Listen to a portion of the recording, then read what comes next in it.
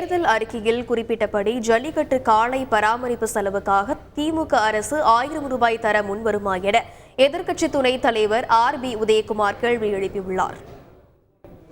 திறக்கப்படுகிற வாடிவாசலுக்கு மூடு விழா காணப்படுமோ என்கிற ஒரு அச்சம் கிராம மக்களிடத்தில் இருந்தது. தேர்தல் அறிக்கையில் திமுக சொல்லியிருக்கிற காளை வளர்ப்போர் பராமரிப்பு செலவுக்காக 1000 ரூபாய் உதவித்தொகை வழங்கப்படும் என்று அறிவித்த அந்த தேர்தல் வாக்குறுதி இன்னும் நிலுவையிலே இருக்கிறது. அதை கொடுத்து காளை வளர்ப்போரை ஊக்கப்படுத்தி இருக்கலாம். ஆனால் அவர்கள் யாருமே கேட்காத, யாருமே விரும்பாத இந்த மைதானம் என்று சொல்லியிருப்பது அது திணிக்கப்படுகிற திட்டமாக இருக்கிறதே தவிர அறிவிக்கப்பட்ட திட்டம் நிலுவையில் இருப்பதை அரசு கவனத்தில் எடுத்து 1000 ரூபாய் அறிவிக்க முன்வருமா?